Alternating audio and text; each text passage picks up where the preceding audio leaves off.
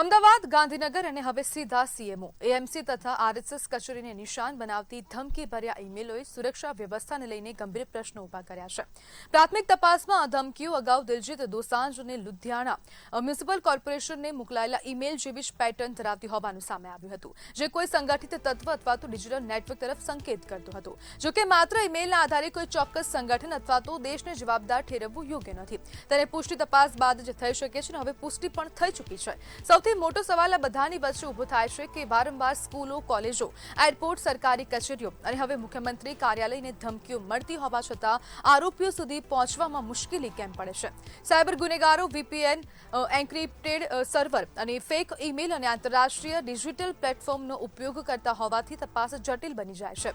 બીજી તરફ દરેક ધમકીને ગંભીરતાથી લેવી પણ જરૂરી બને છે, કારણ કે એક પણ ભૂલ ભારે પડી શકે. દર વખતે સ્કૂલ, કોલેજો, સરકારી દફતરો નિશાના પર હોય છે. આ વખતે સીએમ ઓફિસ છે. આ સિલસિલો ક્યારે રોકાશે તેનો જવાબ કોઈની પાસે નથી. આ સુરક્ષા એજન્સીઓ પાસે, ના સાયબર સેલ પાસે, ના અન્ય ઇન્ટેલિજન્સ યુનિટ પાસે.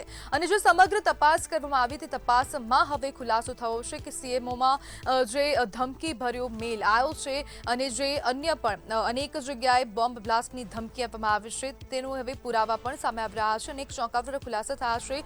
નાના બાળક દ્વારા ક્યાંક ને ક્યાંક આ ચિઠ્ઠી મૂકવામાં આવી હતી, મેલ કરવામાં આવ્યો હતો તેવું આ તપાસમાં સામે આવી રહ્યું છે. પરંતુ હવે અહીંયા સવાલ પણ ઊભા થઈ રહ્યા છે કે જ્યારે હવે બાળકો સિરીઝ જોઈ રહ્યા છે અથવા તો ફિલ્મો જોઈ રહ્યા છે અને ફિલ્મોમાં જે પ્રકારના દ્રશ્યો જોઈ રહ્યા છે તેવી જ રીતના હકીકત રિયલ લાઈફમાં કરવાના પ્રયાસો કરી રહ્યા છે, તેની જ વચ્ચે હવે ગંભીર સ્વરૂપ અનેક જે સિચ્યુએશન હોય છે તે ઊભી થઈ જતી હોય છે અને ક્યાંક ને ક્યાંક હવે સમગ્ર તંત્ર દોડતું થઈ જતું હોય છે. ટાઈમ વેસ્ટ થઈ રહ્યો છે તેવું પણ કહી શકાય, કારણ કે નાના બાળકો જો મસ્તી મજાકમાં અને મજાક કરવા માટે, મજા લેવા માટે જો આવા પ્રકારની હરકતો કરતા હોય તો પછી ખૂબ ચિંતાજનક વસ્તુ અહીંયા ઊભી થઈ જાય છે.